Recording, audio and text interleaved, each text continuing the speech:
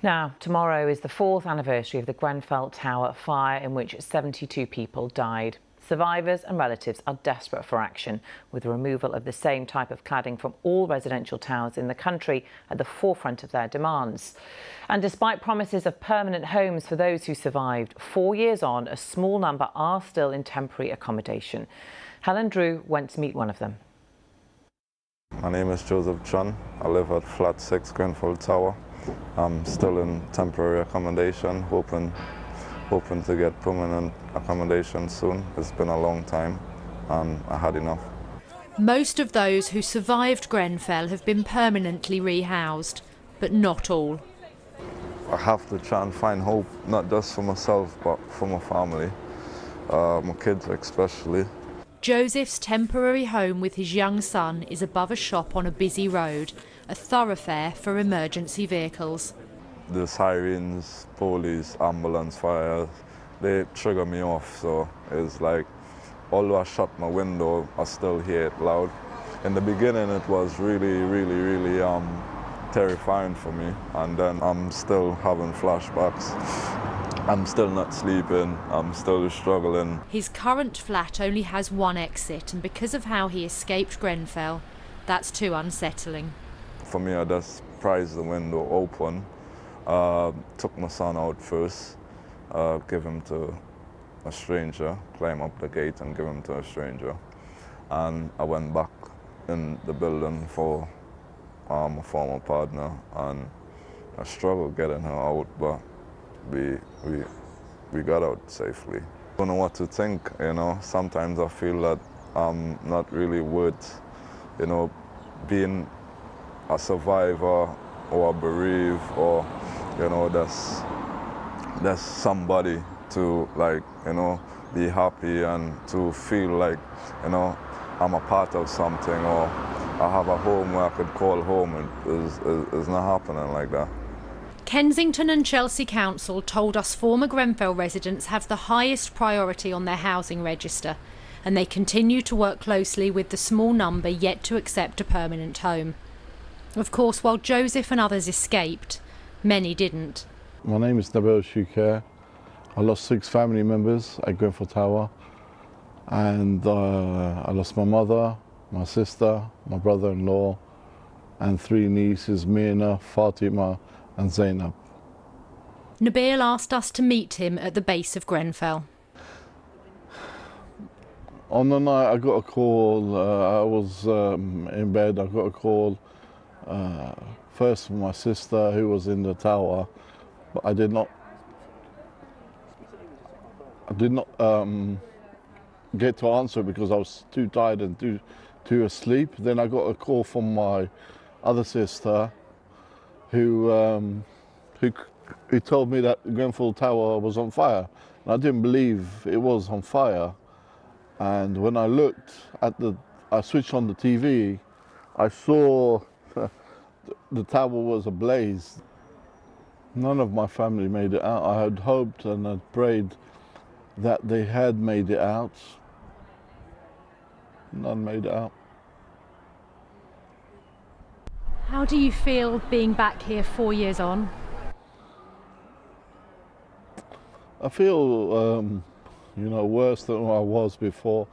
You know, very deeply depressed, very upset. You know, it's never easy coming here, dealing with this and everything else. But I have to keep doing it. What do you want to see happen? There's many things I'd like to see happen. You know, I'd like to see prosecution, people held accountable. I'd like to see new laws and new legislations and regulations changed, and, you know, removal of cladding, you know, a memorial fit to remember the love of 72 innocent, lovely people that we lost. At the base of the tower is this memorial wall, covered in messages to lost mums, dads, sons, daughters and friends. Nearly all carry an additional message: the need for justice. And Nabil joins me now. Nabil, welcome to you. Thank you very much for being with us. We know how hard this is, so we really do appreciate your time. We have, obviously, the Minister for Building Safety with us. What would you like to put to him?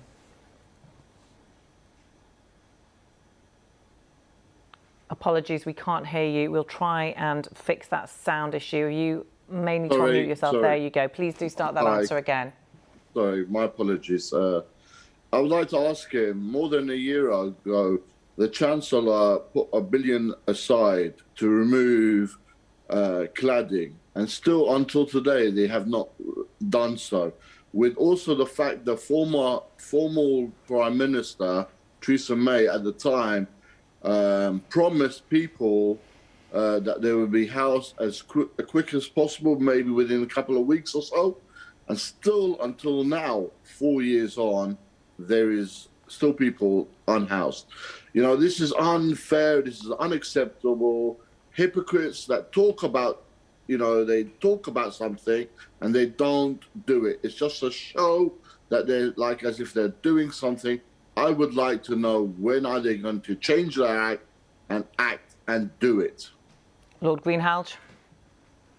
Well, just on the point of rehousing, over 200 homes were lost in the fire, and 195 families are now in permanent homes. And I know there are a small number of homes, but the councils, as you've heard, working really hard to find a new home for those few families that are yet to find a home, and they're working with them at their own pace.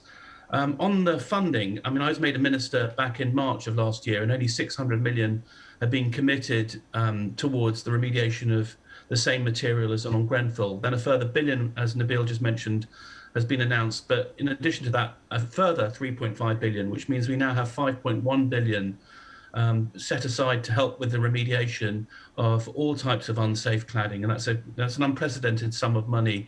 And we are making progress, great progress with the high rises with the same cladding as Grenfell. 95% of the buildings with that same cladding have been remediated or works on site to carry out the remediation. Stephen, so we are making progress, but there's more to do. Let's talk about the money. $1 billion set aside so far. How much has been spent?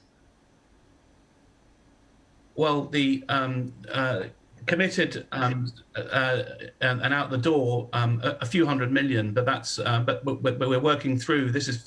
We're working through the registrations that came through last year, and many more schemes have had the funding to start works. And the point is that the works are only starting on site in September. So getting money completely out the door can only take place when the work starts. Okay, but 4 years on, that's not good enough, is it? I'm sure you'd agree.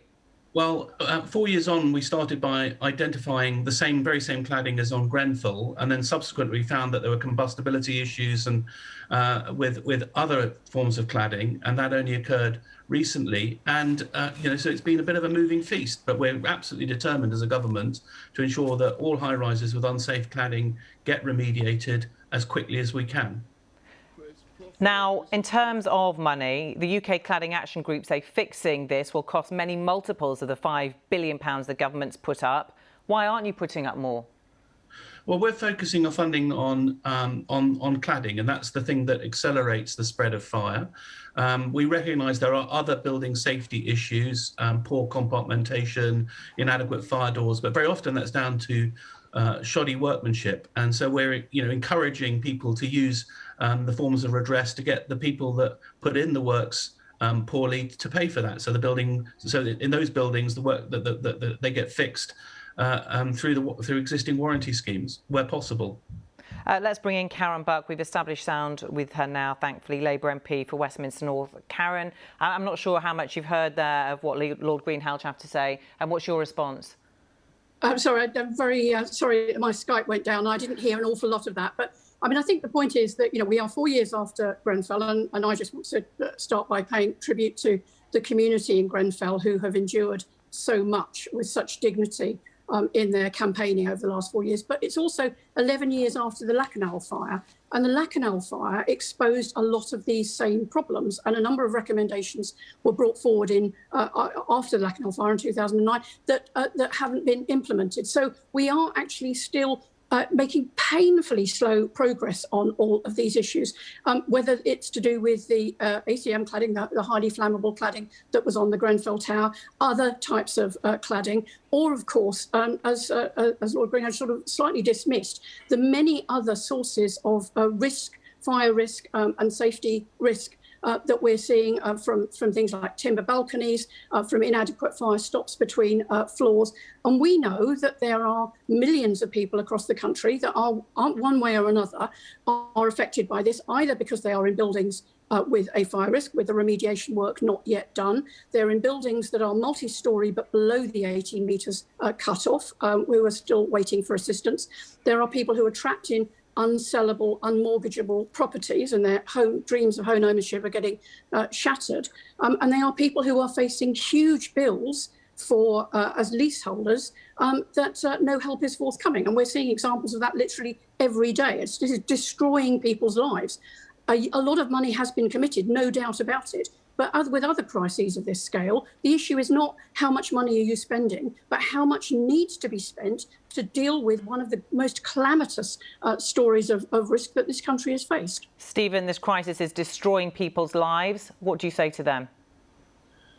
Well, there's no doubt that this is a significant crisis that has brewed up over many, many decades. And that's why that we need to do what we can to ensure that the risk that exists is dealt with and that unsafe cladding is remediated. And but in addition, that we ensure that the regulatory system, which patently failed, is addressed. And that's why we're bringing forward the Building Safety Bill. We've also passed the Fire Safety Act and carried out the fire safety consultation to ensure that the lessons from Grenfell are learnt and the tragedy never happens again. 4 years on, and the Telegraph said yesterday that this was a failure of the state on a catastrophic scale. Sure, some action has been taken, but it just isn't enough, and it's not fast enough, is it?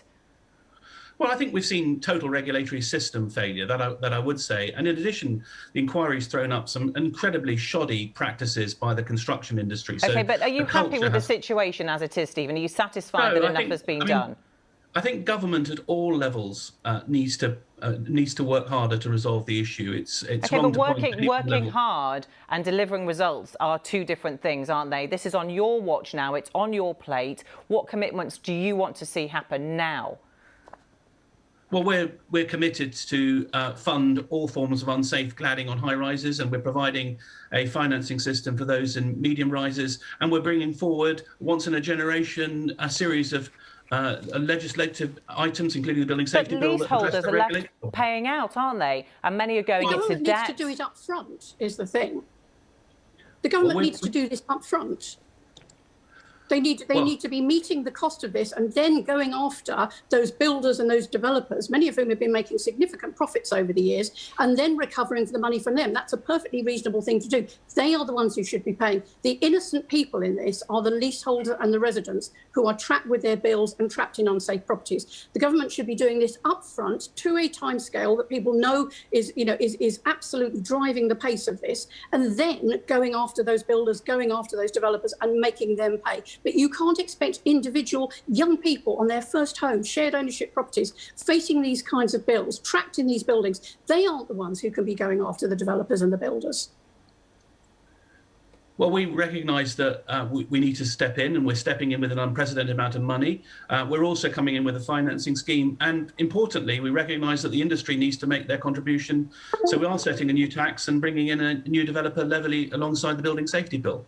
Those are the steps that we're taking. And we need to look at the previous fund. The previous fund around for private sector buildings, over half the buildings, the building owners did not pass the costs on to leaseholders. So that, we need to, in many cases, building owners do step up, and they're the ones that are responsible for the safety of Let's bring in Nabil. Nabil, your reaction. Does the government expect everything to be done? Do they expect it in next 2 years and let it carry on to another 5 years? There is disability people, there is many people living in fear, and they still have not learned their lessons, because if it happened to their families, this would have been reacted and redone a lot quicker. But because it happened to a BAM family, this has been dragged on and people are still living in fear. I mean, they didn't pass the bill for disability safety. They all cancelled didn't pass that bill. I don't know why. What is their safety? We are still living in fear. Families are still living in high-rise, dangerous Grenfell Tower cladding. When are they going to relax and live peace of mind? Lord Greenhalgh, as you heard, Nabil lost 6 members of his family in this tragedy. He says the government aren't paying attention. They're not doing enough because it didn't affect anybody in their lives. What do you say to that?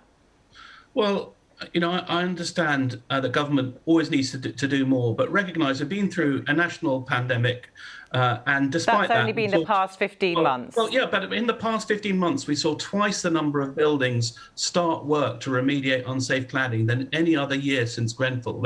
So on my watch, over 150 buildings started the work, despite there being a pandemic. And I have to pay tribute to the Mayor of London and the Mayor of Manchester and others in helping drive the pace of remediation. So work has accelerated in the last 15 months. And we recognise that in other forms of unsafe cladding, we put the money up front to remove the unsafe cladding in high rises. That's a substantial commitment. Nabil, what does justice look like to you?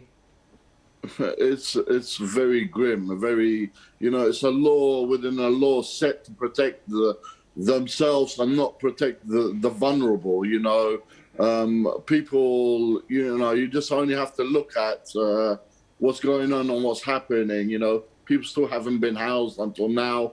It's dragging. We have to fight day by day to get cladding removed. It's dragging us on and that. Nabil, in a year's time, if we have you back on the programme, what do you want to see happen? What commitments do you want Lord Greenhalgh to commit to today on the programme that you can hold him to account to?